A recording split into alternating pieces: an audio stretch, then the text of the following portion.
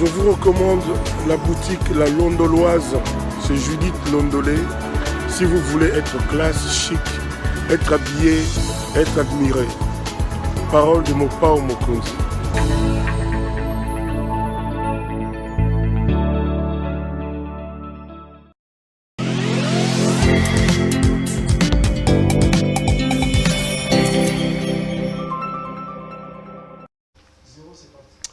Madame, Messieurs, bonjour et bienvenue à ce nouveau numéro de l'émission Contre nous, soit dit ce magazine d'analyse d'actualité politique, sociale, économique et même juridique qu'on a lancé ici à CPET Télévision. Des questions importantes qui retiennent l'actualité dans plusieurs domaines sont mises sur la table et n'invitez ma compagne. Aujourd'hui, je vous amène dans un domaine à la fois ecclésiastique mais aussi politique. Lorsque la foi rencontre la politique, qu'est-ce qu'on peut s'attendre? Donc, on parlera de domaine des églises, et puis on fera une bifurcation pour parler de la politique, la volonté de Dieu, le plan de Dieu pour le pays, qu'est-ce que Dieu pense de ses autorités, qu'est-ce qui peut advenir, qu'est-ce qui va arriver dans le jour qui arrive. J'ai le plaisir ici de recevoir un frère, un ami de longue date, comme les Quinois le disent, mon frère il y a Tongo, c'est l'évangéliste Roger Baka. Évangéliste, bonjour. Bonjour, Péro Louara, PDG de CPS TV. Comme ça fait plaisir de te retrouver. Mais tu sais pas combien ça me fait. Comme ça fait plaisir. Comme ça fait plaisir. Ah ouais, parce que nous avons... Enfin, Roger Baka sur mon plateau, depuis que j'ai commencé à ça fait quand même un bon bout de temps où nous nous sommes permis, non seulement parce que nous avons imposé notre nom par le travail que nous avons fait, mais il était aussi important au-delà des noms que nous puissions matérialiser ce de quoi nous sommes capables pour que demain, qu'on ne parle pas de nous en termes de noms, mais qu'on parle de nous aussi en termes des œuvres. Voilà pourquoi ce petit moment a été consacré à Péro, de faire asseoir, je veux dire prévoir, organiser, coordonner, commander, contrôler CPL TV, qui aujourd'hui n'est plus à présenter. D'ailleurs, tu es parmi les personnes les plus suivies dans le monde de YouTube. De mon côté, je me suis aussi organisé à mettre en place une chaîne de télévision. ERB TV. Évangéliste Roger Baka TV. TNT et BlueSat, avec comme ambition prochainement, si on nous permettait par Canal+, que nous puissions aussi y être afin de rassurer la propagation de l'évangile. Je suis ERB TV avec l'université que tu fais. Certains de nos programmes sont d'ailleurs diffusés là-bas. Mais la santé, ça va, tout va bien, Roger Baka. Parce qu'à un moment donné, on a appris que tu as eu des problèmes, qu'on voulait te tuer. Ouais. Il y a eu beaucoup de choses qui se sont racontées autour de toi quand même. Hein? Bon, c'est tout à fait normal parce que nous sommes en train de prôner le changement. Tout celui qui prêche la vérité devait s'attendre à être attaqué par les défenseurs du statu quo du mal. Ça a toujours été comme ça depuis l'histoire de l'humanité. Mais on ne se dérange pas dans la mesure où Réhobot, l'Éternel nous met toujours au large. Nous apprenons à glorifier le nom de l'Éternel. Et donc, tout va bien, la chaîne va bien, moi aussi je veux bien. C'est la raison pour laquelle, d'ailleurs, je suis venu te chercher parce que je suis passé dans une chaîne de la place pour démontrer le caractère faillible du ministère prophétique dans le cadre de l'Alliance. Mais aujourd'hui, je voudrais encore démontrer à suffisance que le ministère sacerdotal, tel qu'appliqué en République démocratique du Congo, est obsolète. Et les gens ne peuvent plus courir derrière cela, car Jésus-Christ, c'est le véritable souverain sacrifice. On va parler de ça, parce qu'aujourd'hui, tu es vraiment venu pour qu'on aborde les aspects sacerdotaux au sein de l'église de Jésus-Christ. Mais Roger, l'église en question, quand tu le regardes, ça fait quand même un bout de temps que tu es dans le game, comme on dit. Excusez-moi de les tutoyer, c'est quelqu'un, c'est un frère, c'est un ami, donc je sais pas, je ne veux pas faire semblant en vous voyant Roger Baka sur mon plateau, donc rassurez-vous, les puristes du journalisme, je sais que vous allez me dire, vous êtes tutoyé sur le plateau. Bah, moi, j'aime bien que tu me tutoies. Ah mais voilà, on va se tutoyer parce que c'est quelqu'un avec qui je suis tout le temps. Alors, Roger, tu as fait un combat contre les antivaleurs au sein de l'Église. Merci. Tu as fait un combat contre les pratiques occultes au sein de l'Église.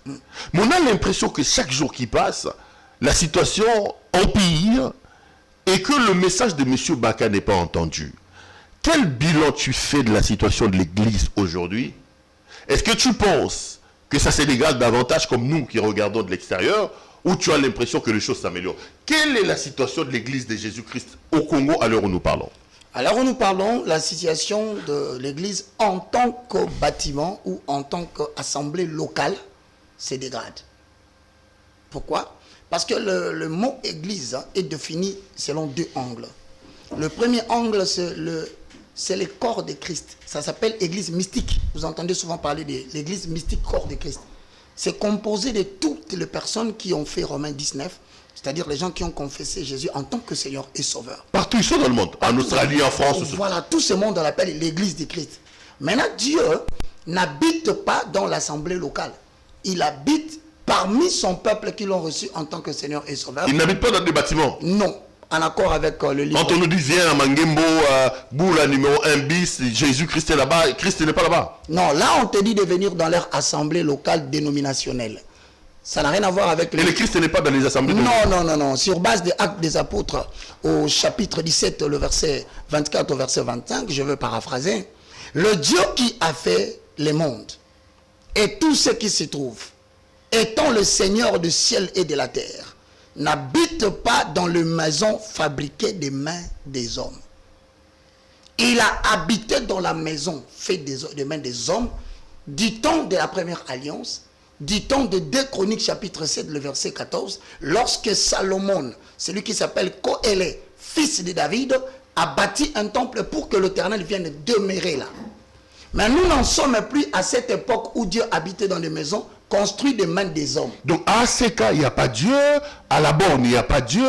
Amen. Là, quand nous partons rencontrer Dieu à l'église, ça ne sert à rien, Roger. Non, on ne part pas rencontrer Dieu. Nous avons quitté la période où l'homme va chercher l'église. L'église est déjà venue chercher l'homme.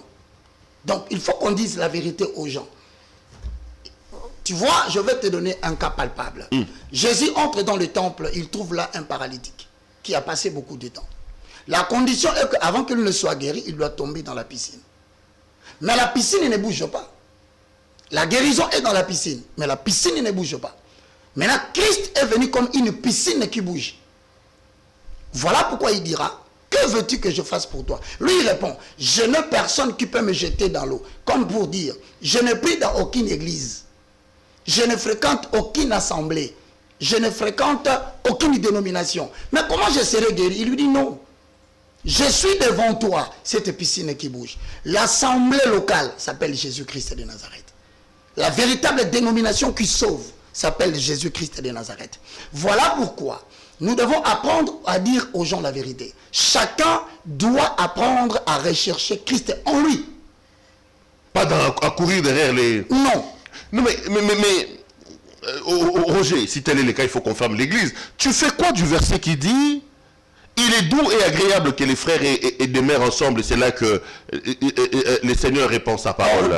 Tu fais quoi du verset qui dit, quand David prie, il dit j'ai la joie quand on me dit allons dans la maison de l'Éternel. Merci beaucoup. Tu fais quoi de tous ces versets-là? Lorsque tu vas dans Colossiens chapitre 2,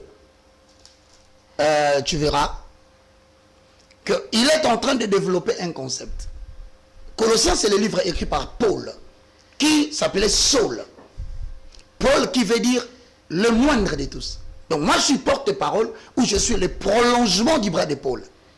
Le verset que tu me donnes va à l'encontre d'une référence biblique, parce que ce que tu dis est vrai, c'est dans la Bible. Je vais essayer de le répéter. Je suis dans la joie quand on me dit allons dans la maison de l'Éternel. Est-ce que la maison de l'Éternel est un bâtiment? Non. Colossiens 2 dit, vous avez été édifiés sur le fondement des apôtres et des prophètes, Jésus-Christ étant la pierre angulaire. En lui, tout édifice bien coordonné s'élève pour devenir un temple saint dans la maison de l'Éternel. En lui, vous êtes aussi édifiés pour devenir une habitation de Dieu en esprit, gloire soit rendue à l'Éternel. 1 Corinthiens chapitre 3, le verset 16. Le problème c'est quoi? C'est que de nos jours, les gens ne comprennent pas l'alliance qu'on appelle l'ancienne alliance et la nouvelle qu'on appelle l'alliance néo-testamentaire. C'est d'ailleurs les raisons pour lesquelles je vais passer dans toutes les chaînes cette année pour essayer de faire comprendre aux gens.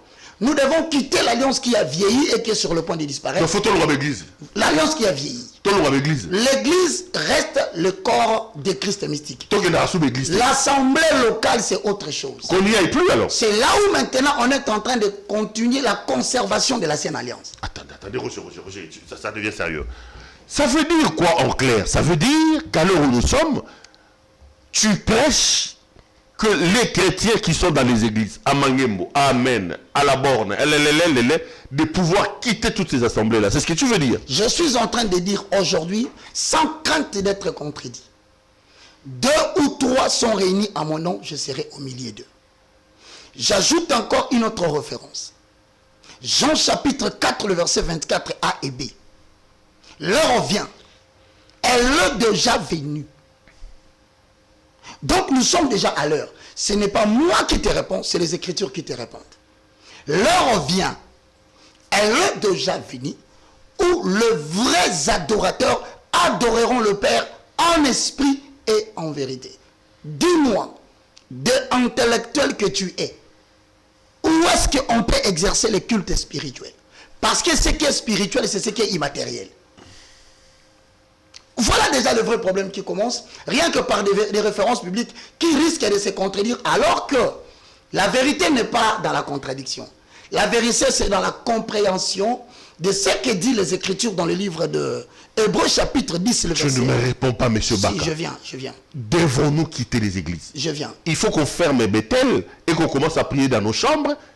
C'est quoi la fin? Le venin se trouvant dans la Faites la différence. Faites la différence entre 2 ou 3 sont réunis à mon nom et les églises dénominationnelles. Dieu n'est pas dans les dénominations. Le Dieu qui habite le ciel et la terre n'est pas dans les dénominations. Il est là où on est avec toi. Nous parlons de Dieu, par conséquent, il est là. Donc, vous invitez Dieu partout où vous le ferez. Mais ne dites pas aux chrétiens qu'il est ici, au ministère, la colonne vertébrale de l'Éternel. Non. Dieu n'habite pas dans des dénominations. Il habite dans la vérité de ce qu'il cherche. Donc, tant qu'il y a une dénomination à la tête. Je te donne mon exemple typique. J'ai constaté que les dénominations étaient en train de m'abritir. Alors j'ai décidé de chercher la vérité seule. Or, la Bible dit il ne mettra pas dehors ceux qui viennent à lui. Par conséquent, le système de l'Église tel que c'est établi aujourd'hui, de manière dénominationnelle, ne contribue en rien dans l'édification des chrétiens forts. C'est fort ce que tu es en train de dire. Je suis en train de... Les églises dénominationnelles, Mangembo, ACK, La Borde, Amen, chez Mutombo, Ngalassi, la louange, Bethel, c'est Moïse Mbiye, chez Roland Dalo. Ces églises-là sont en train de nous abrutir. Et ne contribuent pas par conséquent à l'édification des chrétiens forts. L'expérience personnelle, le chrétien doit le vivre lui-même avec Jésus-Christ, avec le Saint-Esprit. L'église dénominationnelle ou l'assemblée locale n'a d'importance que lorsque 2 ou 3 sont réunis au nom de l'Éternel. Il ne faut jamais oublier cet aspect. Regarde, tu me citeras le nom de toutes ces dénominations que je salue, que je respecte, très cher homme de Dieu. Ne vous sentez pas lésé. Moi, je réponds aux questions des Perrault. La première des choses, tu es déjà parti là où il y a le meeting de Fayoulou. Oui, dans le reportage, oui. Saint-Thérèse, oui, tu vas faire des reportages. Saint-Thérèse, oui, oui. Tu as assisté au meeting de PPRD qu'ils ont fait dernièrement. N'y a-t-il pas eu des foules? C'est pour autant que tu dis c'est la maison de l'Éternel. Parce qu'on sait déjà qu'ils seront à Sainte-Thérèse. Mais est-ce que pour autant, comme on a réuni des gens à Sainte-Thérèse, ça devient une église de Dieu? Non. Réunir 1000 personnes dans un cadre bien connu ne fait pas de cette église la maison de l'Éternel. Encore faut-il que le nom de l'Éternel soit mentionné. Donc ça veut dire, le lieu géographique, voilà d'ailleurs la réponse est simple. Dans Jean 4, 24, la femme pose la question, où devons-nous adorer le Seigneur? C'est la question que tu poses. Il dit, mais là on vient, ça serait ni dans la montagne. Mais nous sommes habitués à aller à la dénomination de la montagne. Il dit non. Elle pensait que Jésus allait le proposer à Jérusalem. Il dit, moi encore à Jérusalem, mais en esprit et en vérité. Moi, je pense qu'il est temps que toutes ces dénominations prennent l'exemple pour la raison de protection de la saine doctrine et des fondements. Optons pour l'université catholique où l'on transmet les fondements du catholicisme pour préserver les enseignements du Vatican. Tu as l'islam qui a une université où il enseigne les fondements. Tu as le kimbanguisme. Voilà toutes les religions, bien que Dieu n'habite pas dans les religions, ont permis quand même d'avoir des institutions qui permettent de doter les fondements à ceux qui veulent connaître le Dieu qu'ils suivent derrière une religion. Or, le christianisme est loin d'être une religion, Perrault. Le christianisme, c'est la libération de l'omnipotence de Dieu dans un vaisseau humain, pas dans une communauté, pas dans une assemblée locale, pas dans une dénomination. Il est venu habiter chez les hommes. Et lorsqu'il reviendra, il n'enlèvera pas l'église. Non, mais alors, à ce moment-là, qu'est-ce qu'on fait du ministère? La Bible dit, aux uns, il a donné d'être apôtre, d'être pasteur, pour paître les brebis de l'éternel. Non, il va les paître. Il n'a pas dit ça. C'est aux uns, il a donné d'être apôtre, d'être pasteur, d'être docteur, pour l'édification de son église, pour paître. Ils le feront où? C'est pourquoi, quand je regarde des cris info, je ne refuse que tu fréquentes les églises. Voilà comment ils veulent aboutir, mon frère. Ephésiens chapitre 4. Tu me connais. Je connais ta position. Moi, je ne fréquente pas les églises. Là, voilà. Moi, je suis à l'ESM. Moi, je suis à l'église du Christ à la maison. Voilà. Alors, je dis ceci. Je suis archibishop de l'église du Christ à la maison. Voilà. Je prie à la maison.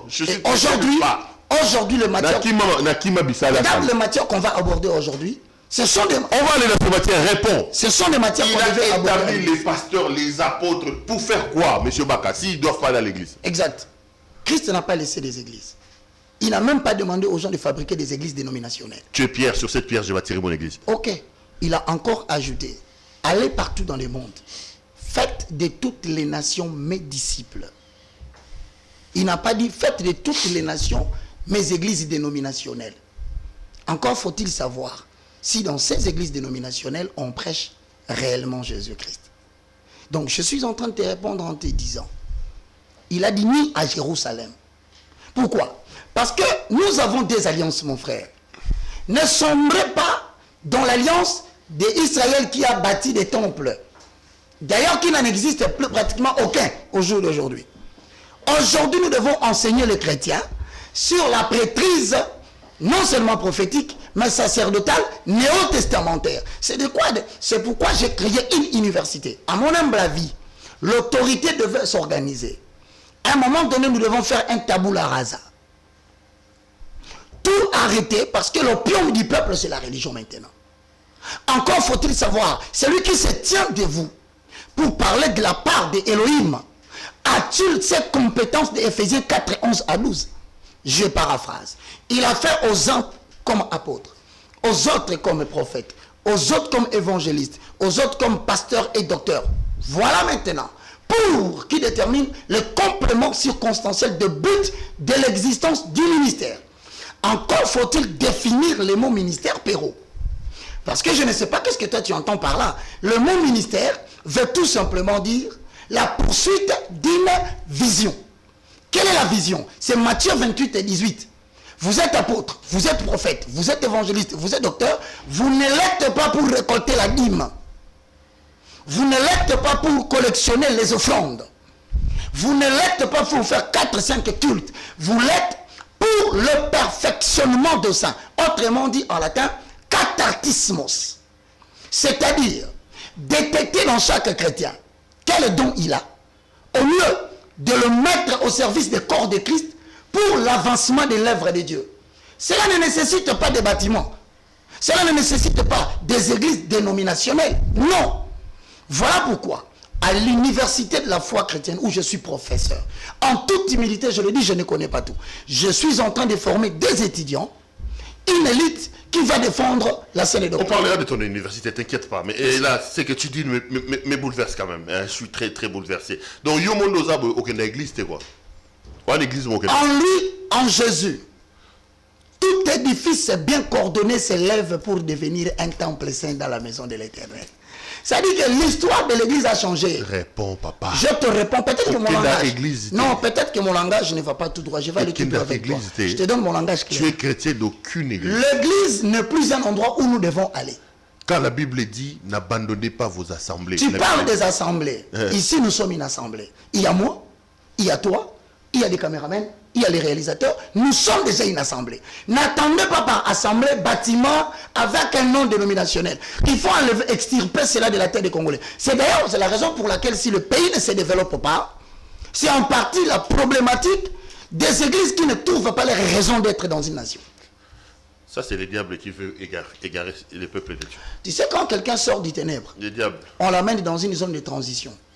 On ne l'amène pas directement dans la lumière.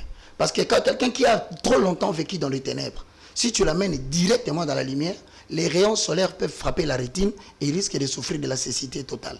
C'est comme ça que tous ces gens qui n'ont pas encore compris la lumière de la parole, on les amène lentement. Parce que si tu es brutal dans la façon de prêcher l'évangile, ils vont se retourner contre toi parce que tu les as frappés de cécité.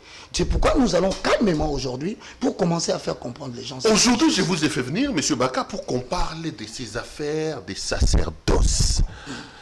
Les sacerdoces, je vois Emmanuel Lumbu qui parle tout le temps. Hey, sacerdoce, il est en robe. Sacerdoce, je vois Espérance Bakade qui met les robes. Je l'ai même vu dans le lycée ou Nehema ou les autres.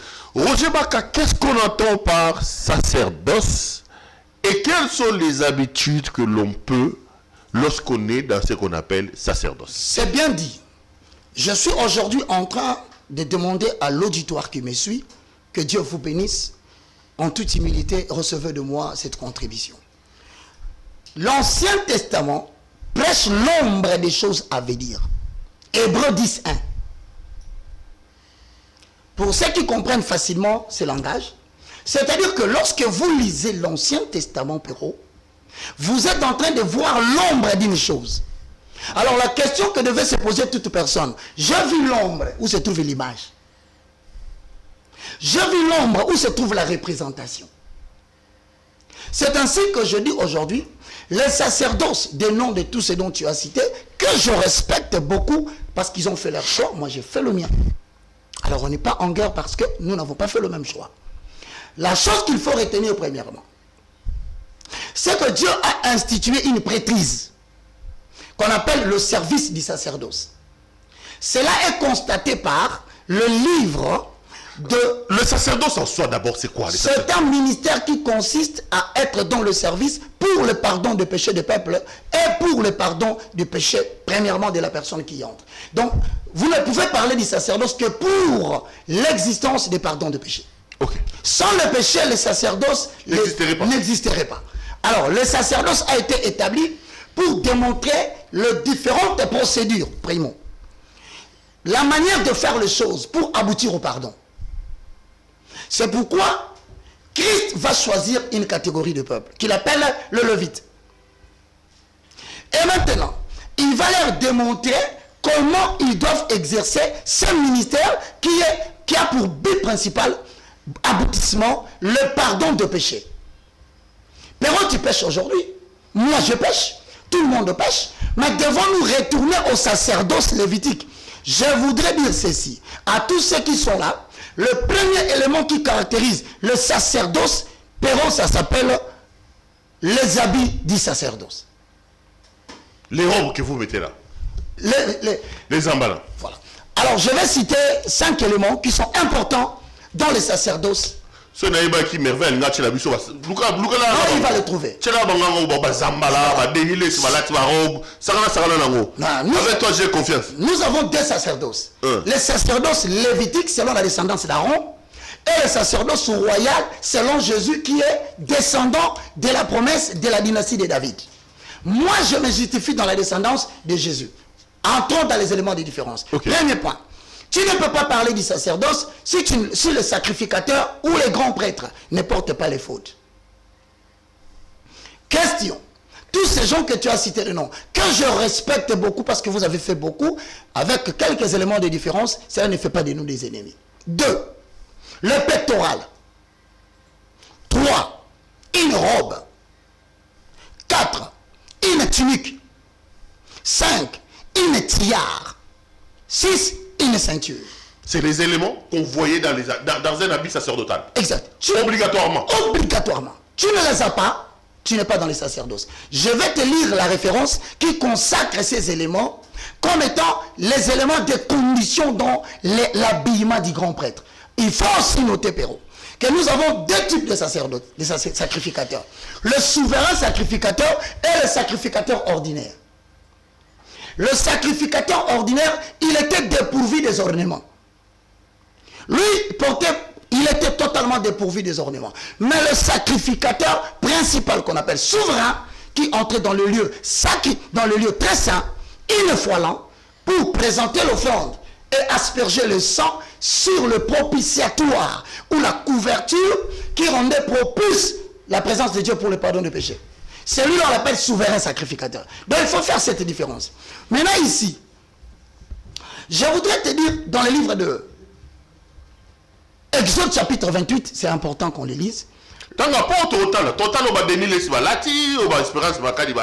Exact. À Dieu soit la gloire, nous sommes dans le livre de Exode 28, 1 à 6. Fais approcher de toi Aaron, ton frère. Donc le sacerdoce lévitique ne tire pas son origine de Moïse, mais tire son origine de Aaron. Qu'on appelle aussi sacerdoce aaronique. Voilà. Ensuite, prends ses fils, prends-les parmi les enfants d'Israël pour les consacrer à mon service dans le sacerdoce. Et Aaron et le fils d'Aaron, Nadab, Abihu, Eliezer et Itamar furent consacrés pour l'œuvre de l'Éternel. Mais la Bible dit dans Hébreux 10, 1, je commence par là. L'Ancien Testament prêche nombre de choses à venir. Mais quelle est l'image? Quand tu vois Aaron, tu vois qui? Dans les sacerdoces néo-testamentaires. Quand tu vois Aaron, c'est la préfiguration de Jésus-Christ. Quand tu vois les enfants d'Aaron, c'est la préfiguration des croyants en Jésus-Christ. Donc c'est l'ombre de choses à venir.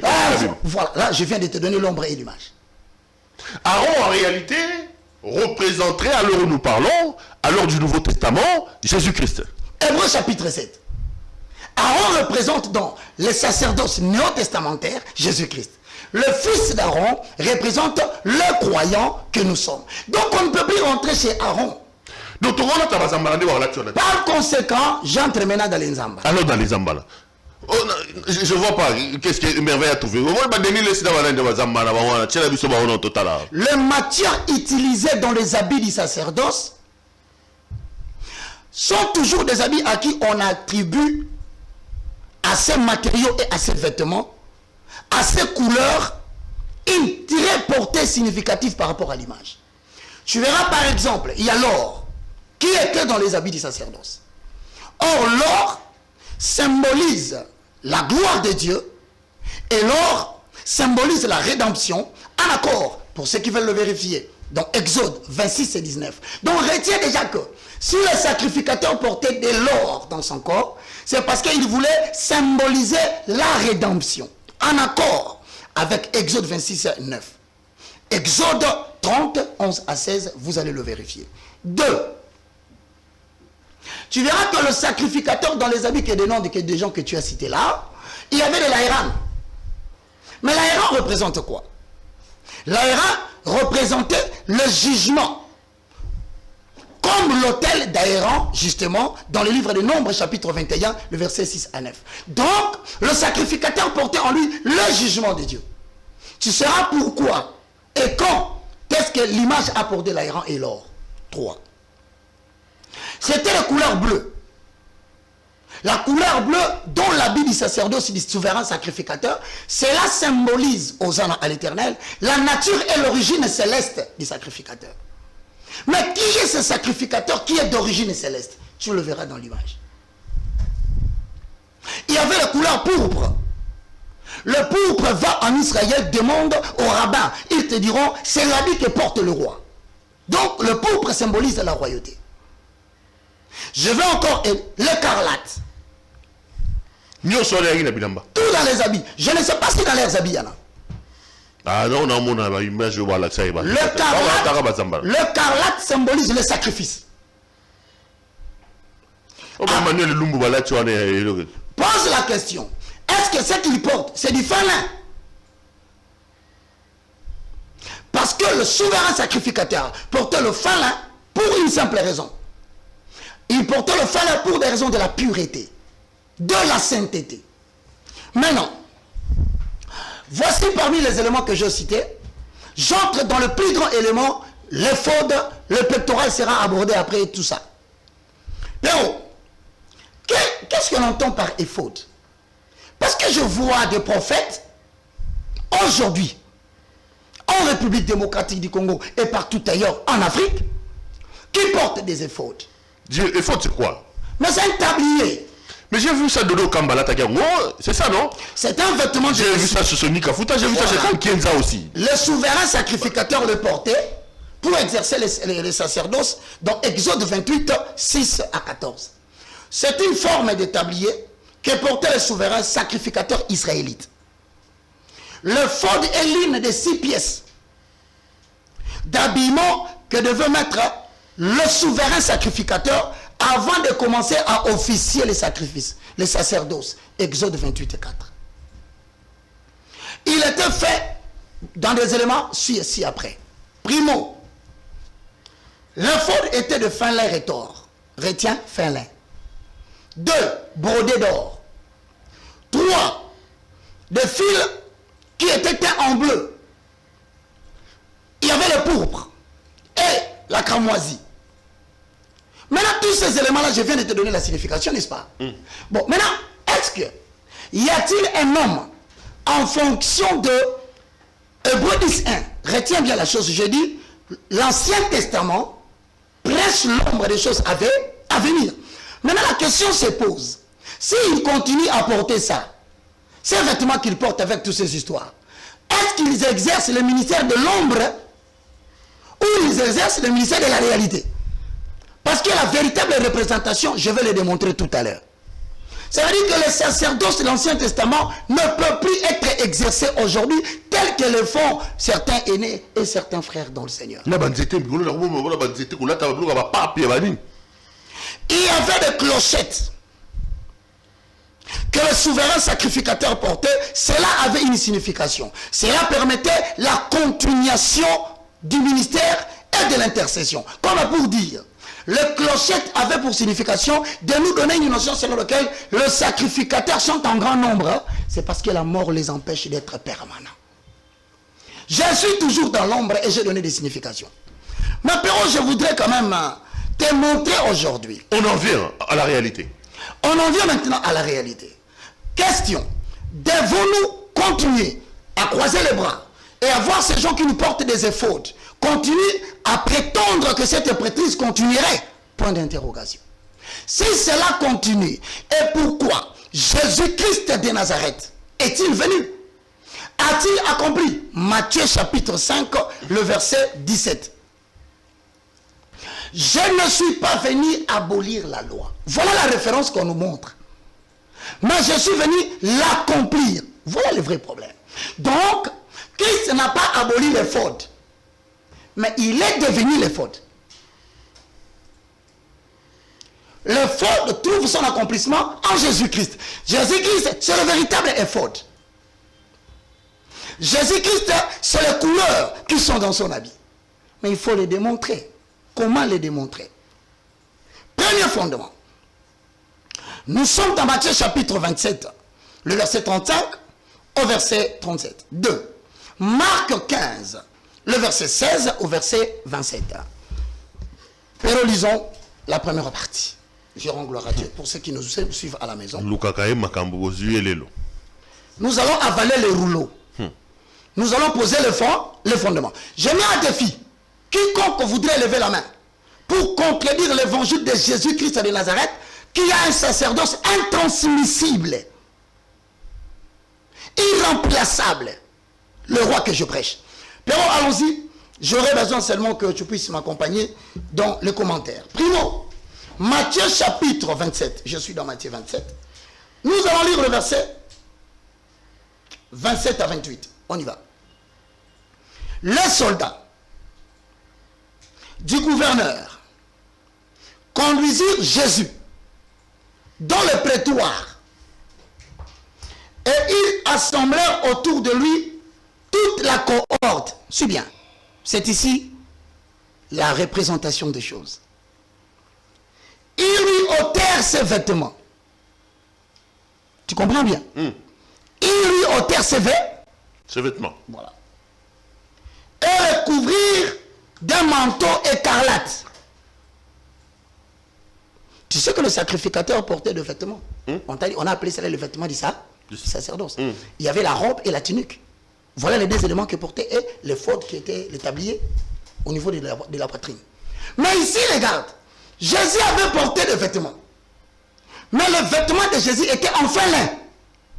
Condition exigée pour le prêtre dans le livre de Exode 28, Hosanna.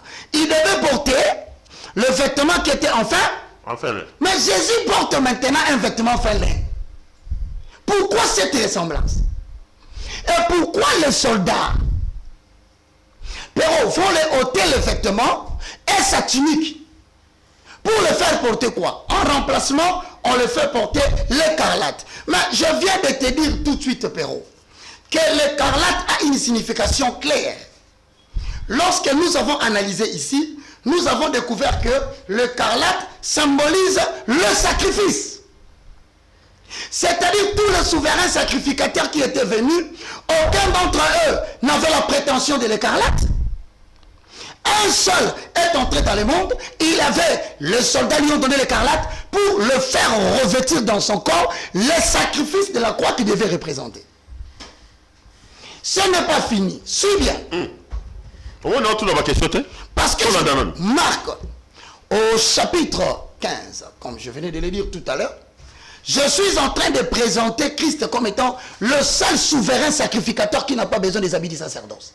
Et par conséquent, nous, sa descendance, on n'en a pas besoin. Je vais aller un peu vite pour gagner le temps. Premièrement, on lui ôte ses vêtements, fin lin, c'est-à-dire les habits de qui? Souverain. Merci beaucoup, Perrault. Souverain sacrificateur. Non, mais toi, si je continue comme ça, je crois que CPL va avoir une extension.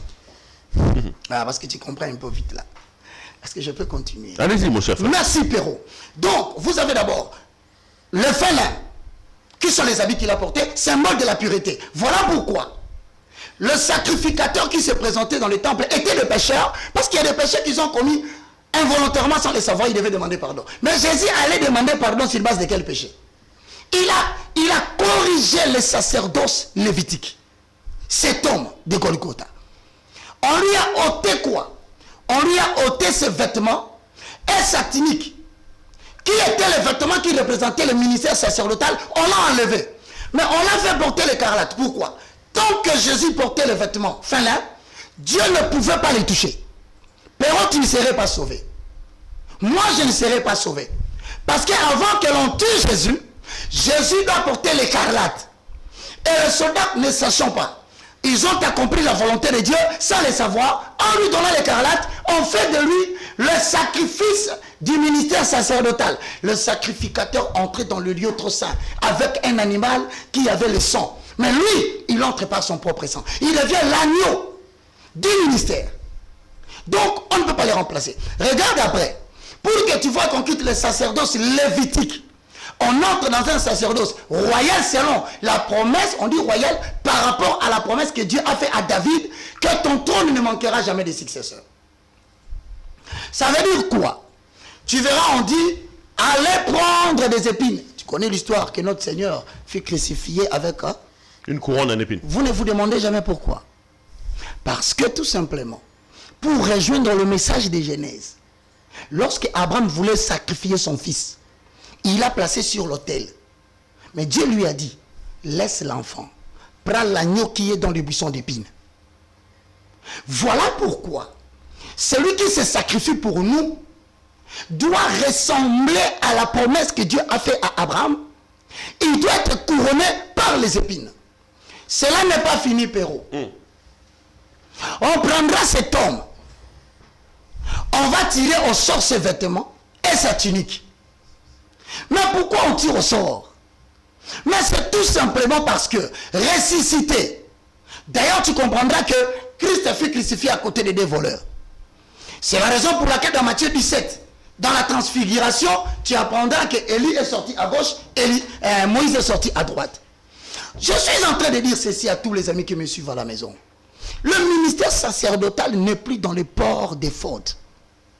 Parce que l'éphod, c'est tablier qui avait sur sa poitrine des pierres d'onyx qui représentaient les 12 tribus d'Israël. Si donc aujourd'hui, quelqu'un se permet de porter cet éphod pour se tenir devant les gens et dire que nous continuons les sacerdoces lévitiques, je lui poserai une première question. Pourquoi Jésus qui a porté le fin lin n'a pas eu de pierres d'onyx des 12 tribus? Et en fonction de quoi, lui, se permet de porter l'éphod et la tunique et le vêtement. Donc, Tozawa, son côté église, au côté de Zambala, Potambango. Non, ça n'a rien à voir avec le christianisme. Hein. Jésus-Christ, c'est ce qu'on appelle les sacerdoces néo-testamentaires. Sors! Quel que soit l'église. Tu es dans un culte que tu ne maîtrises pas. Non. Parce que, Péro, Jésus-Christ est mort pour nous. Mais pose-toi la question en tant qu'un vrai intellectuel. Pourquoi lui n'a pas porté les fautes? C'est la question. Est-ce que Jésus a porté les fautes? Non. Et ces prophètes qui nous portent les fautes, posez-leur la question. Les fautes étaient portées par les souverains sacrificateurs. Mais les souverains sacrificateurs n'est pas prophète. Comment ils sont à la fois prophètes, à la fois sacrificateurs avec des fautes? C'est quel sacerdoce? Lévitico-sacerdotal. Ils le font par ignorance, pour faire peur. L'objectif est quoi? C'est pour pousser... Ils ne le font pas par ignorance. Nous avons deux mouvements de culte qui pullulent dans le monde entier. Le judaïsme. Celui qui fricote avec le judaïsme finira par la Kabbalah. La Kabbale juive, on va bien dans la Kabbale. La Kabbale juive consacre un dossier important aux habits du sacerdoce. Mais... Donc, Ndoki quoi? On appelle Ndoki quelqu'un qui fait des choses que les autres ne comprennent pas. Si on doit le dire comme ça. Ndoki. Ah ouais, parce qu'ils font des choses que moi je ne comprends pas. Mais voilà, je suis habillé en veste. Bien sûr, pas habillé par ta maison que tu fais la publicité. L'Ondoloise. L'Ondoloise, j'aimerais bien qu'il m'en donne aussi. Bon, ne commentez pas sur ça, c'était pour blaguer. Mais je pose une question, Péro. Jésus-Christ n'a pas porté le vêtement des sacerdoces. Il a dit, comme le Père m'a envoyé, moi aussi je vous envoie. Mais c'est lui l'éphod. On dit de couleur bleue, pourquoi? Parce qu'on voulait dire que les sacrificateurs doivent venir du ciel. C'est lui le pain qui est descendu du ciel, mon frère. Lorsque vous allez dans Marc, on lui enlève les vêtements, on le fait apporter le pourpre et la cramoisie. Pour lui montrer, voici les sacrifices qui met fin au sacerdoce lévitique. Maintenant, en ressuscitant, il n'avait même pas les pectorales. Il n'avait pas les fautes. Il n'avait pas la robe qui était avant. Et encore faut-il dire, cette fois-ci, il avait une robe comme la première fois, qui n'a pas été cousue par la main de l'homme. Mais pourquoi devons-nous continuer cette pratique de sacerdoce lévitique? Pour la simple raison. Nous avons deux mouvements qui marchent dans le monde. Le mouvement de la Kabbalah juive et le mouvement du sacerdoce davidique, basé sur Jésus-Christ de Nazareth. Lorsqu'il envoie le ministre dans Ephésiens 4, 11 à 12, tu apprendras qu'il a dit, il a fait aux uns comme apôtres. Il ne leur a pas donné des conditions pour les habits qu'ils doivent porter pour exercer le ministère. Donc la Kabbalah juive, on a dit que Melchisedec adhéré à ceci, c'est ça, hein? Mon frère, tout ça tire son origine dans le judaïsme. Hanouka, il y a lumière sur la lumière. Les anges qui vont faire des l'angéologie, les sorties du corps. Sorties du corps, voyage astral. S'il vous plaît, moi je pense que nous sommes à l'heure où nous devons exposer la matière. Le plateau de Péro est ouvert. Quiconque voudra venir parler de ça peut venir. Et s'il voudra qu'un jour Péro me mette là, pour que je démontre encore à suffisance, avec un ton qui sera bien donné, que Péro, ça n'a rien à voir avec Jésus-Christ. Ça sert à quoi? Les trompettes étaient sonnées du temps de l'Ancien Testament. C'était pour annoncer les jours de campagne, c'était pour annoncer la guerre, et c'était pour annoncer l'invasion ou une fête solennelle. Mais ici, là, mon frère, Christ, notre Pâques, il est immolé. Tu vas sonner la trompette pour quelle conquête? Si je pense qu'on doit faire une conquête, on devait demander aux églises de pouvoir préparer le citoyen des églises, à savoir une récitation, qui sera composée peut-être de 4 phrases. Qui est l'ennemi de la République démocratique du Congo? Il répond. Premièrement, les politiciens. Tout le monde doit apprendre ça à l'école. On doit commencer à apprendre à nos enfants à l'école pour qu'on ait un Congo demain qui va changer. Qui est le premier ennemi qui refuse l'avancement de la RDC? Les politiciens. Quelle est la nation pour laquelle on doit sonner la trompette pour récupérer notre partie de la terre? Les Rwanda et l'Ouganda. Qu'est-ce qui sont à la base de la destruction de l'élite politique? Les pasteurs du Congo. Quand les enfants vont intérioriser ça, ils vont commencer à dire non, parce que je te dis, l'opium de la religion a détruit systématiquement ces pays. On ne forme plus les gens pour la connaissance de Dieu, mais on forme des porteurs de mallettes. On forme des gens qui insultent toute personne qui dit un son de cloche différent. On enverra tout genre de personnes pour se moquer. Donc toi tu es d'accord avec Paul Kagame quand il ferme les églises là-bas chez lui, hein? Pero, tu sais, hein, je vais te dire pourquoi nous devons procéder par cela. Excusez-moi, c'est mon point de vue. Et d'ailleurs, je pense qu'en fermant les dénominations, je ne parle pas de l'église, parce que l'église ne sera jamais fermée. L'église corps du Christ ne sera jamais fermée. Parce que moi, si vous m'empêchez d'aller prier dans un bâtiment, je prierai dans ma maison. Si vous me défendez d'entrer en contact avec mon esprit, avec l'Éternel, je prierai sous l'arbre. De manière à ce qu'on sache que la prière et la communion avec Dieu n'ont pas besoin d'un cadre géographique. C'est tout un style de vie. Pourquoi? Ceux qui sont dans la vérité ne vont pas s'opposer à moi. Ils savent bien que le chrétien entretient avec Jésus-Christ une relation particulière partout où il est, et cela n'a pas besoin d'un cadre géographique. C'est profond ce que tu dis, évangéliste Roger Bach. Je vais ouvrir une parenthèse. Batango Baola Tabé Faux, Baola Tabanani, mais ils sont aussi dans des dégâts terribles, hein? Tu as remarqué, hein? Bah, moi je pense que... Tolali Tolamukia, Eliane, Apotina Bissombango, Sikoya, comment on est moi là, Peignel. Qu'est-ce que tu dis de ce que Denis Lessi fait, Roger Bach? Bon, je ne sais pas qu'est-ce que toi tu dis qu'il fait, parce qu'il faut définir d'abord ce qu'il fait. Parce que moi je pense qu'avec tout le respect que je lui dois, c'est une question, je dois répondre.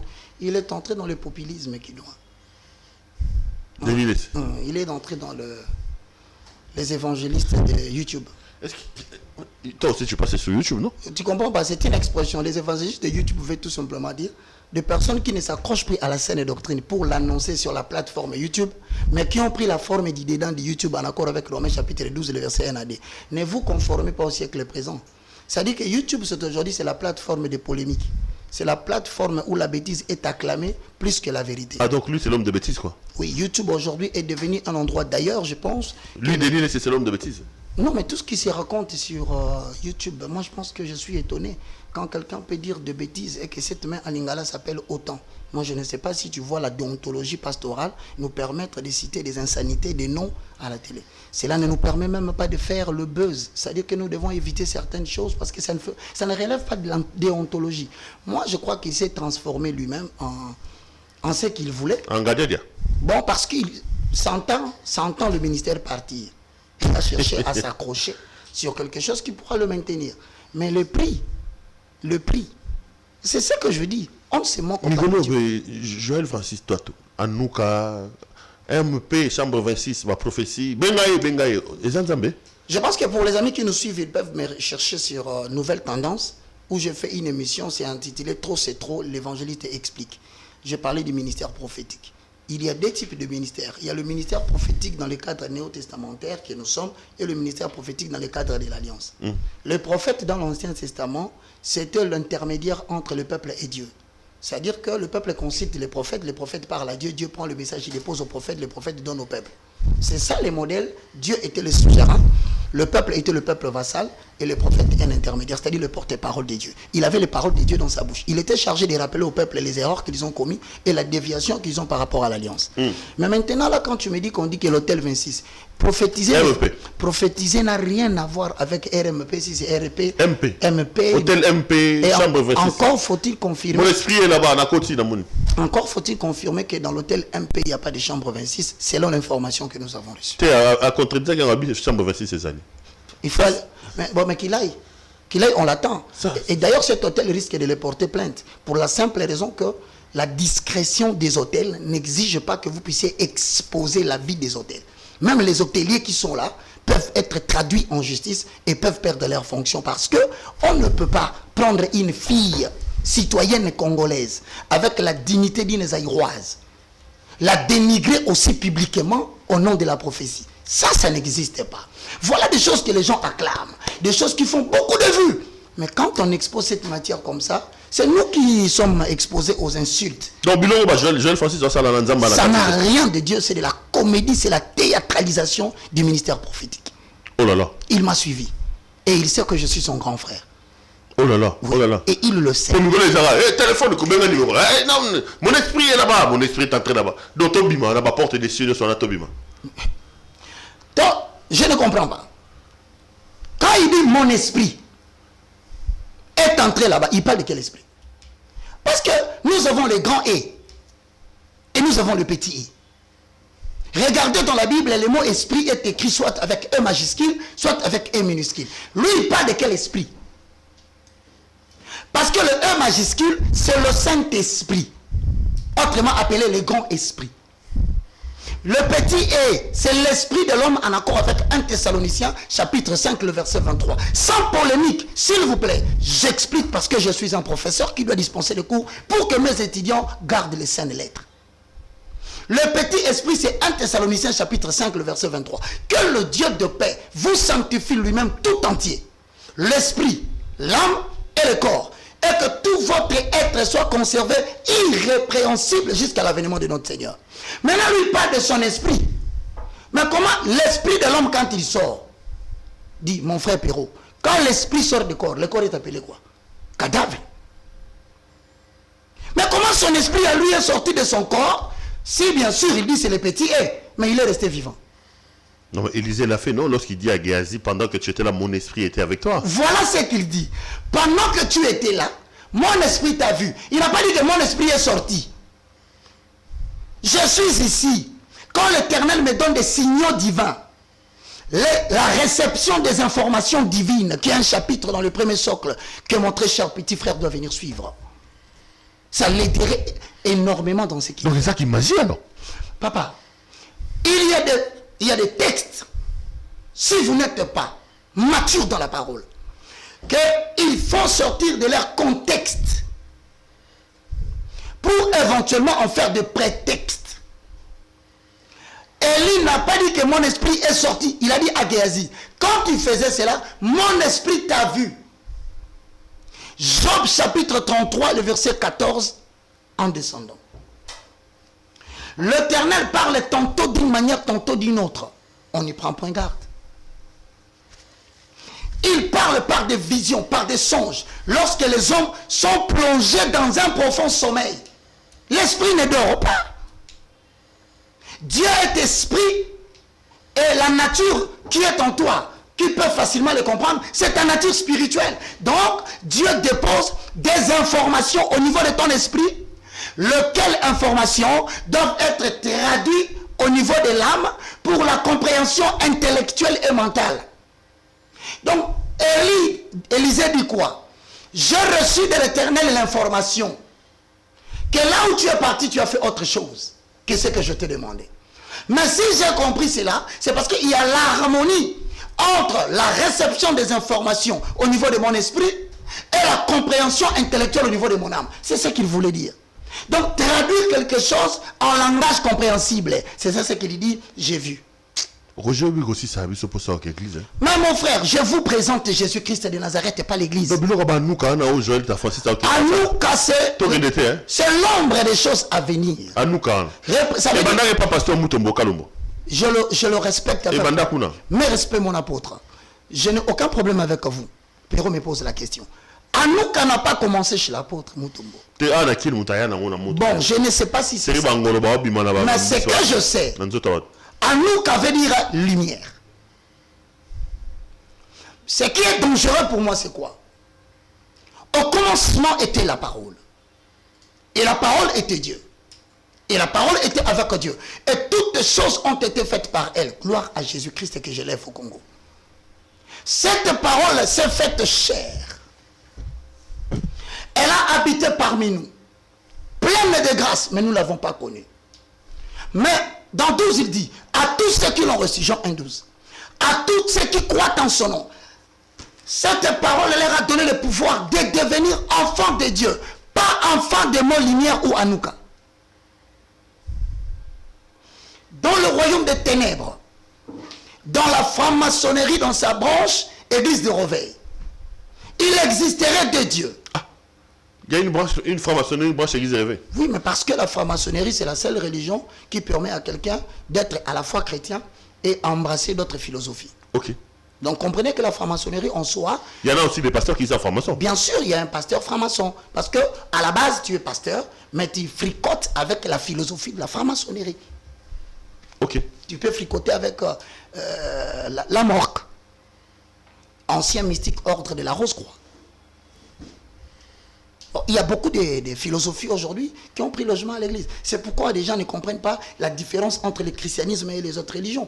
On nous ajoute au-delà de la grâce des philosophies que nous ne sommes pas censés avoir. Et quand il dit que mon esprit t'a vu dans cet hôtel-là, voulait-il dire ce que j'ai dit? MP. Il parle du Saint-Esprit. MP, chambre 26. Mon frère, je vais te dire. Abi, écoute, Abi, on a tache noire dans le peine. Mais comment je vais te dire une chose. Il ne faut pas désacraliser le Saint-Esprit. Ça, c'est blasphémer le Saint-Esprit. Saint-Esprit, la colère, c'est mon Péro. Dans le livre de 1 Corinthiens, chapitre 12, le verset 1, je paraphrase. Pour ce qui concerne les choses de l'esprit, ou pour ce qui concerne le spirituel, je ne voudrais pas, frère, que vous soyez dans l'ignorance. Matthieu chapitre 22, le verset 29, je paraphrase. Jésus leur répondit, vous êtes tous dans l'erreur, parce que vous ne comprenez ni les Écritures, ni la puissance de Dieu. Mais il faut que prophétie à lui, il faut que dans la vie de l'Église, ça ramasse au fort, pasteur warrior. Aïe, ça roger pas quatre kabilo balo ba. Tu vois, tu as poto au zoom kana na poto nini. Yo peux ça mu kabilo balo ba. Ba kande mo bino no so. Péro. 2 Pierre chapitre 1 le verset 20 au verset 21. J'aimerais bien que les gens que tu cites les noms là, que les gens qui ont perdu leur raison d'être spirituelle. Tu peux perdre la célébrité, tu n'as rien perdu. Parce que la célébrité est définie par rapport à un grand nombre de gens qui te suivent par rapport à ce que Dieu t'a donné comme mission. Tu n'as rien perdu. Quand tu vas reprendre le message, tu reprendras le peuple que Dieu t'a donné. Tu as parlé des gens qui sont en Europe. Tu peux perdre la nationalité à cause de la souffrance du Congo. Tu vas chercher le bien-être ailleurs. Tu n'as rien perdu. Tout citoyen congolais, une fois qu'il rentre dans son pays, il recouvre sa nationalité s'il le veut. Mais il y a une chose qu'il ne faut jamais perdre dans la vie. C'est l'identité. Non, ça, moi, je n'ai pas dit ça. Je suis dans... Je vais te lire... 2 Pierre chapitre 1. Parce que Denis c'est le bon, je le permets dans sa fourberie. Hein. Il peut se permettre de se délecter de... C'est un fourbe, Denis. Fourberie, c'est de la niaiserie, c'est des gnognottes. Ce sont des choses que les gens aiment mais qui ne contribuent pas à l'édification. Les chrétiens aujourd'hui ont des sérieux problèmes. Non, bon, écoute, moi je pense que... Non, il ne faut pas prendre... Tu sais, Perron, sans entrer dans ta polémique. Sans entrer dans ta polémique. Je t'informe que... Permets que je parle. Je t'informe d'abord que ne crois pas parce que les gens sont en Europe qu'ils sont abrutis spirituellement. Il y a une chose que les gens commettent une erreur grave. Ils croient que le message de Dieu n'est bon qu'en Afrique et qu'en Europe, les gens ne sont pas zélés dans la matière divine. Péro, il y a des femmes et des hommes, bien qu'ils mangent bien en Europe, bien qu'ils dorment bien, mais se sont donné la souffrance de connaître le saint lettre. Ils existent. Ne croyez pas qu'ils sont tous profanes. Mais seulement, à un moment donné, les gens sont stressés à cause des situations politico-économiques qui traversent l'Europe tout entière et le monde occidental. Ils ont besoin de rire. Alors quand ils ont besoin de rire, ils peuvent avoir Saïsaï qui le fait rire. Ils peuvent avoir Essobé qui le fait rire. Mais à un moment donné, il rit aussi quand il voit l'homme que tu cites. Il est entré dans le groupe des théâtres. Alors, 2 Pierre chapitre 1, le verset 20 au verset 21. Sachez tout d'abord vous-même qu'aucune parole prophétique ne peut être l'objet d'une interprétation particulière. Mais poussés par l'esprit, les hommes ont parlé de la part de Dieu. Il y a 2 types de messages prophétiques. Message de la Bible et le message inspiré. Ce que je dis, c'était un message inspiré pour dire, Apocalypse chapitre 13, le verset 5 à 6, le verset 15 à 16, qu'il va s'élever bientôt dans le monde un dictateur mondial, qui va vouloir créer ce que nous appelons la dépopulation mondiale à travers la stérilisation générale. Je prévenu pour dire, il y aura un seul gouvernement mondial, incarné par Apocalypse 13, 1, la bête qui monte de la mer, qui a 10 cornes. Les 10 cornes représentent la prétention de créer un seul gouvernement mondial. Le monde devient un village planétaire. J'ai prévenu qu'il y aura des temps où, bientôt, les gens ne pourront acheter ni boire, sinon la marque. Mais est-ce que ce n'est pas ce qui se fait en Europe? Donc, vaccin 666. Mais aujourd'hui, Corona. c'est conditionné. Les gens ont perdu des emplois, mon frère. Nous avons des bien-aimés qui n'ont plus de travail parce qu'ils n'ont pas voulu avoir cette marque. Moi, Roger Baka. Non, par rapport à ta question, quelle est la solution? C'est l'exil. Maintenant, cet exil, tu le feras où? Parce que chez Schengen, c'était une organisation bien contrôlée par les dictateurs mondiaux. Si tu veux le faire dans d'autres pays occidentaux, tu seras rattrapé. L'exil va où? Sorry, la destination de la gloire descend en Afrique. Je ne parle pas de l'Afrique grise, c'est-à-dire le pays de Maghreb. C'est là où j'ai entrerai maintenant avec toi dans un domaine où l'influence du règne du Messie veut prendre le contrôle de toute la partie. Te parlerai-je de Mali? Il est déjà dans le vent. Te parlerai-je de la Guinée? Il est déjà dans le vent. Te parlerai-je de Burkina Faso? Il est déjà dans le vent. Te parlerai-je de Tchad? Il est déjà dans le vent.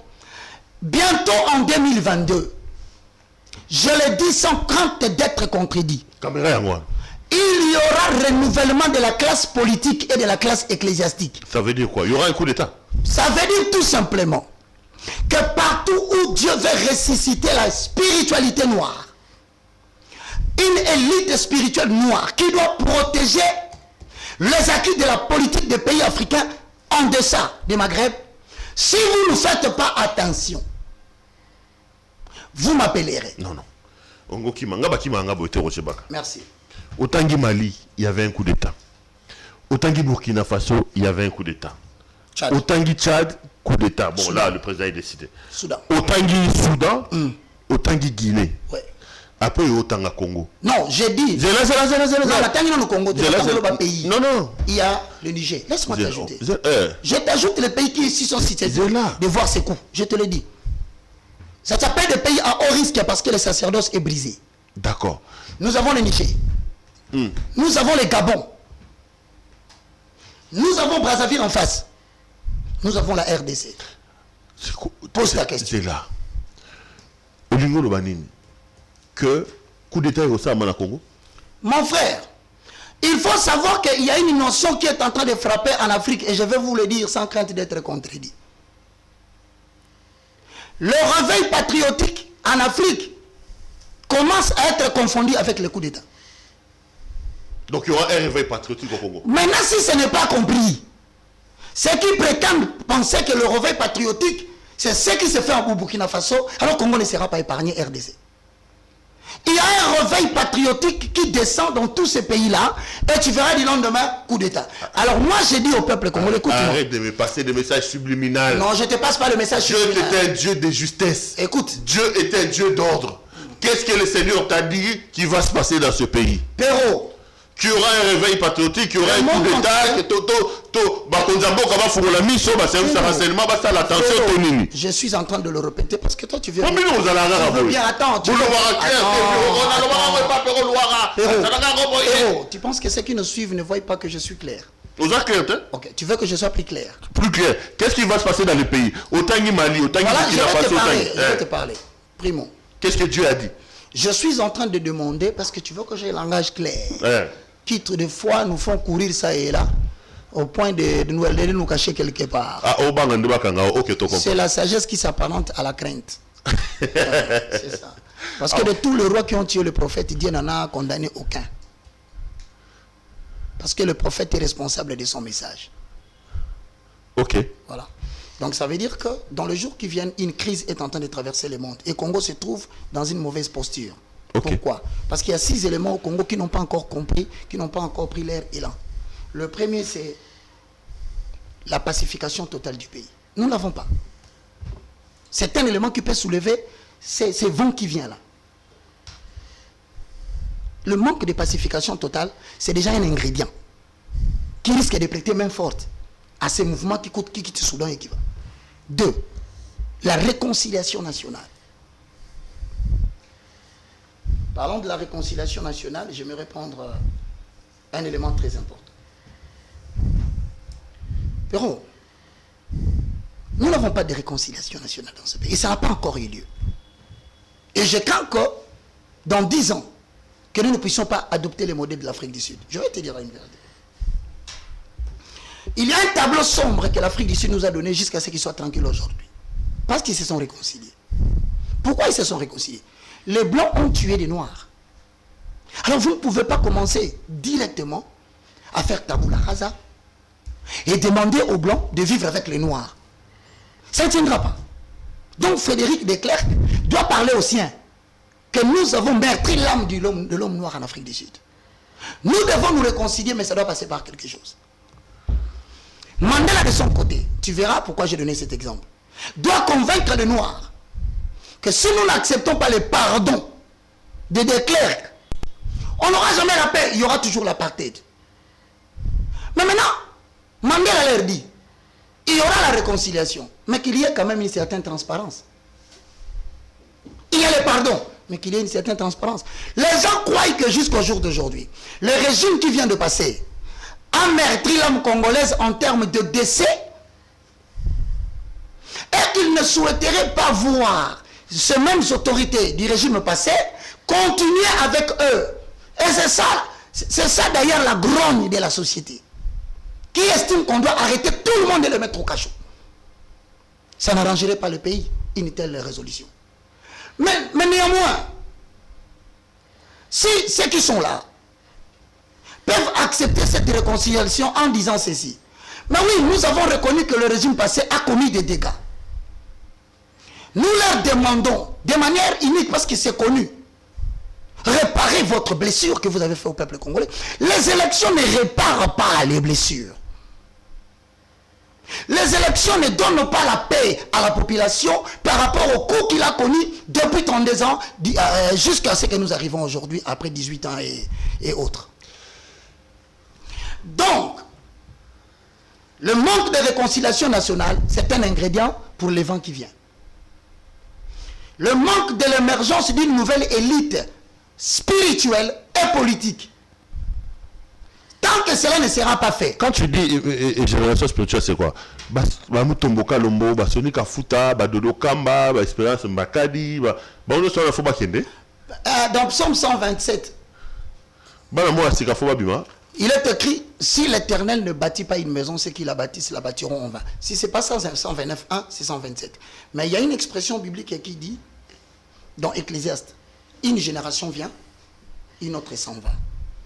Tous les mouvements que tu es en train de voir au Mali, que tu vois en Guinée, au Tchad, au Soudan, au Burkina Faso, et voilà encore comme ça descend là, si ils ne font pas asseoir ces mouvements de coup d'État par une prêtrise responsable, dans 5, d'ici 2030, vous verrez ces pays redevenir dans le format pire que ce qu'ils étaient. Est-ce que cette prêtrise responsable est le Congo, non? Non, justement, c'est la raison pour laquelle je dis qu'il y a une corruption aujourd'hui. C'est quoi la corruption? Il va passer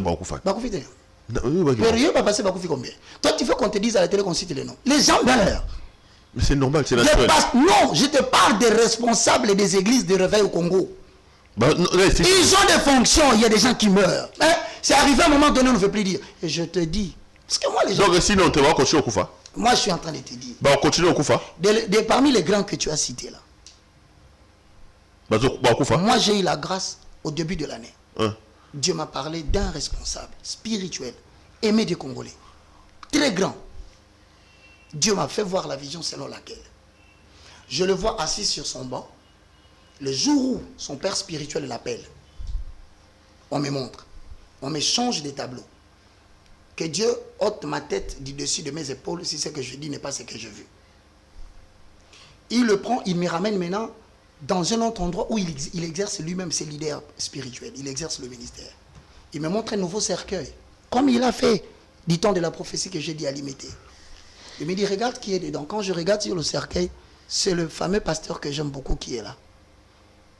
Il me dit, va lui dire qu'il s'est réconcilié avec moi. Son temps est arrivé. Je vais le prendre. Il était grand. S'il rentre en mes mains, je graverai son nom dans la grandeur. Et ensuite, on me fait voir la chair où il prêche. Quand je regarde la chair, je vois l'habit qu'il porte pour exercer le ministère dans un cintre placé au-dessus de la chair. Et on me dit, voit combien la chair est restée vide et la tunique du ministère lui a été ôtée. La question, vous dites toujours. Tu l'as vu? Bon, voilà la question que tout le monde attend en bas. Je l'ai vu. Ayambi bien. On n'a pas bien parlé. Abengagno. J'ai dû passer par quelqu'un d'autre qui m'a recommandé de parler. Son père spirituel. Il est au courant. Son père spirituel me dira, frère, que Dieu te bénisse. Même si les gens dans la cité continuent à bouder ce que tu dis, mais sache qu'un grand nombre de serviteurs de Dieu croient en toi, mais ne partagent pas seulement ton avis. Oh, et alors là, tu cherches à faire des précisions. Bon, moi, je vais te prendre pour essayer d'éviter des problèmes. Je vais essayer d'éviter. Début triomphal. Hein? Triomphal, hein, 24 novembre. Début triomphal jusqu'au 17e. Début triomphal, toi, on a Soni Kafuta. Première rue, toi, on a Nani, comment dire Nani? Moïse Mbi. Tu pousses à une deuxième, toi, on a Marcelo Tunasi. Toki moi Mukebo, toi, on a Mutombo Kalombo. Toi, on a Batoms, toi, on a Parmi les gens que tu as cités, tu as déjà parlé de quelques-uns qui représentent la nouvelle génération. Et tu as parlé aussi des anciens. Ouais, bah, professionnel, les yeux, on a attendu ma montée. Je reviendrai ici pour te dire. Et je t'ai laissé un geste que tu n'as pas suivi. Lequel? Quand tu parlais. Lequel? Non, mais tu regarderas la vidéo. Nabandeli. Non, je le ferai plus parce que tu sauras. Moi, je voudrais que tu voies, quand tu rentreras, on aura fini la vidéo. Pendant que tu citais les noms, je fais un geste. Donc, l'église des Arouines, non, il faudrait que les politiques qui nous gouvernent. Toujours la politique. Sache que si on ne respecte pas la prêtrise dans ces pays, on continue à collaborer. Alors, respecter Binoté pour Binomo, c'est respecter. Qu'est-ce que Dieu te dit concernant les mandats de Félix Tshisekedi? Tu sais... Le pasteur Roland Dalo a dit que ce n'est pas lui qui va arranger le pays, tout ça, il va mettre les trucs dans le rail. Et toi, Dieu te dit quoi? Tu sais que ici au Congo, les gens disent toujours que Roger Baka n'aime pas le président Félix. Je l'entends partout, les gens le racontent. Mais je ne veux pas entrer dans ces jeux. Je salue le président Félix Tshisekedi, mais je voudrais tout simplement dire ceci. Il faut bien faire la différence entre la théocratie et la démocratie. Quand vous demandez à un sacerdotal que je suis, professeur, de dire mon impression sur le mandat des chefs de l'État, vous me faites sortir de mon vêtement de ministre de l'Évangile pour les catechismes de sang. Vous me ramenez tout simplement dans un angle purement politique. Et par conséquent, je pose un acte politique en parlant de son mandat. Un serviteur de Dieu en accord avec le livre de 1 Roi chapitre 22, son rôle c'est de donner conseil quand il voit le mal, les dangers. Il sonne de la trompette. Est-ce qu'il y en a au pays? Oui. Ben, il y a une génération de Samuel. Il y a une génération de Samuel, mais généralement, si tu veux que je te dise la parole de l'Éternel, même le roi aussi ne les aime pas. Je pose la question sur le président, notre président. La Bible dit prier pour les autorités. Chez toi, la Bible ne parle pas des présidents. La Bible dit qu'il faut prier pour les autorités. Écoute, parce que votre bonheur est le pays sur lequel je vous ai établi. Votre bonheur en dépend. Le pasteur Moukoula organise une prière dans Sainte-Thérèse pour les autorités du pays. Va prier là-bas. Non, je vais te dire, il y a une chose que tu dois comprendre, que tout leader politique a une catégorie de ce qu'on appelle des conseillers spirituels, tu le sais. Tu sais que le président n'a pas besoin de mes conseils. En tout cas, je ne pense pas. Il en a vraiment des gens qui sont mieux placés pour l'orienter sur le plan spirituel. Moi, je parle de la nation et je dis de faire attention. Il y a des bruits de bottes en RDC qui vient. Tu as dit, c'est dans quel mot? Non, mais il faut que si je dois aider mes amis qui sont dans les renseignements, parce que moi j'ai une chose que je dois dire. Si quelque chose ne vient pas de Dieu, que les gens le veulent ou pas, mon rôle c'est de prévenir. Pour que ça ne vienne pas, parce que Dieu ne le veut pas, parce que le diable aussi a des plans. Ne croyez pas que tout ce qui se fait sur la terre, c'est l'expression de la volonté parfaite de Dieu. Non. Quand les sacrificateurs dorment, ils ne reçoivent pas de messages et les voleurs passent, ils volent. Mais si c'est un plan de Dieu, je suis dans Amos, Dieu ne fait rien sans avoir révélé à ses serviteurs le prophète. Donc il m'a seulement prévenu que ne va pas encore très vent. Mais dans tous les cas, j'annonce. Faites très prudent de janvier jusqu'à la fin du mois de mars. Ok. Très prudent, je dis bien très prudent. Parce que si c'est la volonté de Dieu, personne ne s'y opposera. Mais si c'est le plan du diable, nous, les chrétiens, on ne peut pas vouloir que notre pays recule parce qu'un groupe d'hommes en cachette machine quelque chose pour faire reculer la nation en arrière et perdre la gloire donc, de la patrie. entre janvier et décembre, le pays est en Je risque. ne parle pas de décembre, j'ai dit fin mars. Entre janvier et mars, le pays est en risque. Fin mars, le pays est en une situation où les services doivent se réveiller. Risque de quoi? Mais Péro, tu m'as posé quelques questions. Moi, je trouve le mandat du chef. Mais je te préviens maintenant que je suis en train de prier du matin, midi, soir. Je vois des bruits de bottes dans mon pays. Et il y a une chose qui a poussé là. C'est le mouvement qui descend, mon frère. Donc le coup d'État. Je te dis qu'il faut qu'on se réveille. Il faut que les Congolais sachent. On peut faire le réveil patriotique. Cela ne nécessite pas nécessairement de pillage et de coup d'État. Ça nécessite quoi? Mais est-ce que lorsque en 1900, regarde-moi bien, Bino. Péro, Bino à pasteur. Péro, je vais te dire une chose. Hein. Vous savez que dans l'histoire de la Bible, on a demandé à cette... Permets-moi. Tokanga. On a demandé... Roger Baka dit entre janvier et mars, il voit les bruits des bottes. Ouais. Et il voit les mouvements qui s'est passé au Mali, en Guinée, na Burkina, c'est passé au Congo. Ouais, et il dit quoi à la fin? Et il dit, pour éviter ça, il faut faire quoi? J'ai demandé premièrement que les gens doivent savoir que certains mouvements ne sont pas nécessairement le mouvement de la volonté de Dieu. Oh, il peut y avoir, moi je ne sais pas, je te dis, je vis l'événement. Okay. Mais je dis ceci, que si la cause est un groupe d'hommes qui veulent faire reculer la RDC, tous les pasteurs doivent se lever maintenant pour prier. Tu sais ce que je te dis? Donc tu appelles la nation à prier. Tu sais pourquoi je te dis ça? Parce que peut-être moi j'ai dit si haut que tous les pasteurs ont rêvé si bas. Le courage que j'ai de venir parler à la télévision, peut-être ils ne l'ont pas. Ils ont peur d'être arrêtés. Tu m'as dit que le pasteur veut prier, pourquoi? Le pasteur Moukouna veut quoi? Moukona organise des prières pour les autorités. Demande-lui pourquoi il prie pour les autorités. Il sait pas que nous ayons vu la même chose. Donc tu recommandes la prière pour éviter ça? Je dis, il n'y a que la prière qui peut nous déterminer. Okay. Et qui peut nous faire échapper au plan machiavélique qui est en train d'être préparé. Okay. Pero, les trois pays que je t'ai cités, le Niger, et laisse-moi te dire politiquement. Pour attaquer le Mali, on utilise quel pays? Le Niger. Pour déstabiliser la Côte d'Ivoire, on utilise quel pays? C'est le Burkina Faso. Toi, tu penses que c'est par hasard que le Burkina Faso est devenu premier producteur de cacao?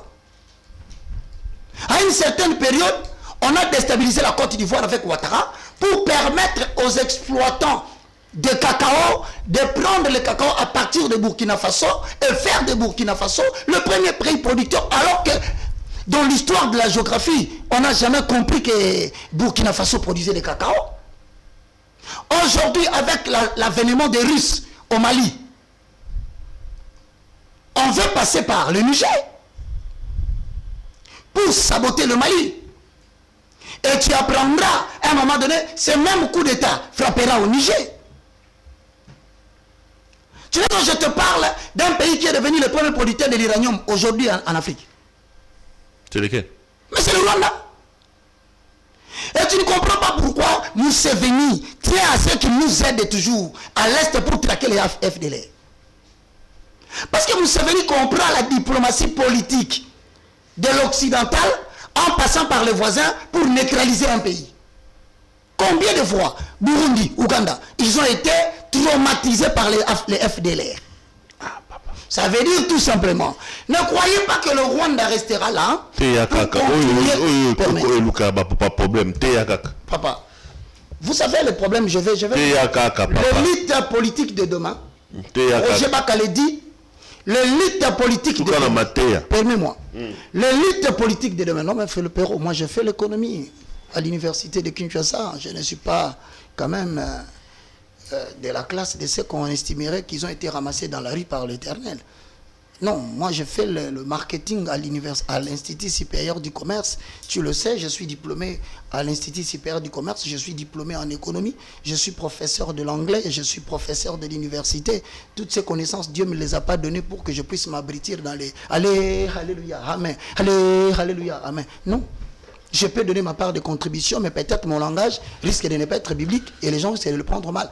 En bref, je voudrais dire ceci, Pierre. Tout ça, mais là, entre janvier et mars. Je voudrais dire que nous avons... On va clôturer par là. Pour le pays, nous avons... il y a danger entre janvier et mars. Ça veut dire quoi? Les autorités doivent ouvrir l'œil et le bon. Et voilà. L'œil et le bon. Et nous, les pasteurs, c'est le moment de prêcher aux Congolais l'unité. C'est le moment de montrer aux Congolais que le Congo n'a pas de problème avec les Swahili. Prêchons l'évangile pour réunifier les gens et non de diviser le peuple congolais. Évitons à tout prix le mouvement du tribalisme. C'est un grand ingrédient pour ce qui descend du côté du Nord. Je continue à dire aux prédicateurs, c'est le moment de montrer au peuple congolais que notre nation peut se relever, mais par une nouvelle élite politique et une nouvelle élite ecclésiastique. Pourquoi je refuse l'élite politique d'aujourd'hui? Parce qu'il y a trop de ramassis. Il y a une génération traître qui ont trahi Mobutu, qui ont trahi Kabila père, qui ont trahi Kabila fils quand il passe des journées sombres du nuage et qui veulent encore s'approcher du président Félix pour les trahir à la fin. C'est le président qu'on va condamner, on ne le verra jamais. Ouvrez l'œil et le bon. Aux prédicateurs, prions pour notre nation. Merci beaucoup. Merci, évangéliste. Mais on sera connu, Nico. Pour ça, on peut attendre une fois par semaine à Bissau. Moi, je te proposerais, si tu le veux, une fois par semaine, on vient, on aborde les matières. Parce que là, je viens de démontrer que le ministère sacerdotal n'existe plus. C'est okay. Jésus-Christ et le ministère. Aujourd'hui, nous sommes jeudi. Chaque jeudi? Ouais. Chaque jeudi, à partir de 12h, comme tu as dit. Prenez rendez-vous. On va commencer à tourner chaque jeudi à 12h et vous allez commencer à suivre l'évangéliste Roger Baka. Et poser surtout des questions. Chaque jeudi, à partir de 20h. Je vais commencer à diffuser ça à 20h pour une grande audience. Tu permets que je clôture par une courte prière? Merci, Moto. Seigneur, nous recommandons la République démocratique du Congo entre tes saintes mains. Nous recommandons la présidence, le gouvernement, les cours et tribunaux et surtout le Parlement et le Sénat. Au-delà de tout, je recommande l'armée nationale entre tes saintes mains. Tu as dit, qui dira qu'une chose arrive si ce n'est l'Éternel? Nous prions pour tous qui sont à l'extérieur, qui ont envie de rentrer dans leur pays, mais dont la situation politique ne le permet pas. Proverbe 29, 18 dit, quand il n'y a pas de révélation, le peuple marche sans frein. Heureux s'ils observent la loi. Laisse que ce message prophétique soit un signal que si cela n'est pas ta volonté, que nous puissions vaincre les forces des mondes des ténèbres, car il est écrit, ils l'ont vaincu à cause du sang de l'agneau et de la parole de leur témoignage. Mais si cela est ta pensée, permets-nous, les hommes de Dieu, de ne pas marcher à contre-courant et préserve cette nation du mal. Au nom de Jésus-Christ. Amen. Amen, homme de Dieu, merci. Je retiens que Nangana qui a vaccin, donc ils ont su Tolobé 666. Merci, Péro. Protège-toi de la stérilisation. Vaccin 666. Protège-toi de la stérilisation et de la diminution de la population mondiale. Obi vaccin 666. Ben, je te dis, protège-toi. Moi, tu vois, j'ai le visa des États-Unis de 6 mois. Je ne partirai pas. Parce que lorsqu'ils auront atteint plus ou moins 70% ou 70% de personnes qui ont accepté, ils vont arrêter cette histoire, ils passeront dans autre chose. Mais pour l'instant, pour l'installation des antennes 5G, il faut faire pression à la limite que nous atteignions 80% des personnes vaccinées. Ouais. Dès que ça sera atteint, ils vont passer à autre chose, ça s'appelle le contrôle par l'identité numérique. L'homme sera tracé comme une marchandise. Il n'y aura plus de passeport. Puis le Rwanda, il y a un passeport est assisté. Tu n'auras plus besoin de carte. Donc, bateau va vaccin, va marquer de la bête 666. Non seulement ça, mais ils ont en 3 ans, ils verront leur système immunitaire se dégrader rapidement.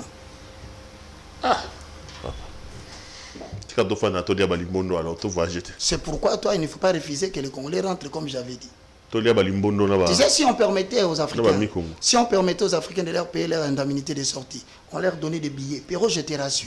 Je ne suis pas content. Il y a quelqu'un qui me dit, vous croyez qu'en Afrique, ça ne va pas arriver? Frère, je ne suis pas content parce que je suis en Afrique. Je suis un simple serviteur de Dieu qui est porte-parole. Comme toi aussi, tu peux être porte-parole. En prenez-vous à Dieu. Si vous pensez que ce que j'ai dit est faux, consultez l'Éternel, il vous dira. Allez.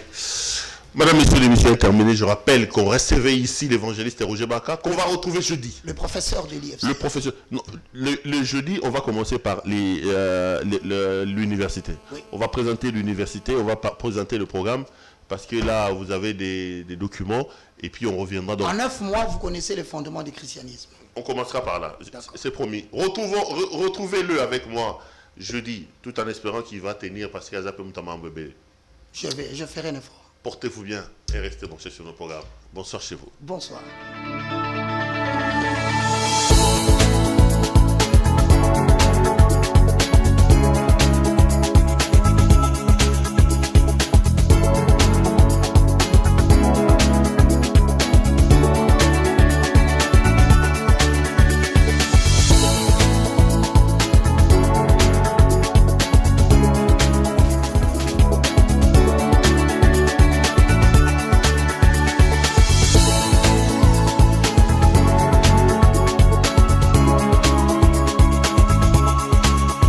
Je vous recommande la boutique La Londoloise chez Judith Londolé. Si vous voulez être classe, chic, être habillé, être admiré. Parole de Mopao Mokonzi.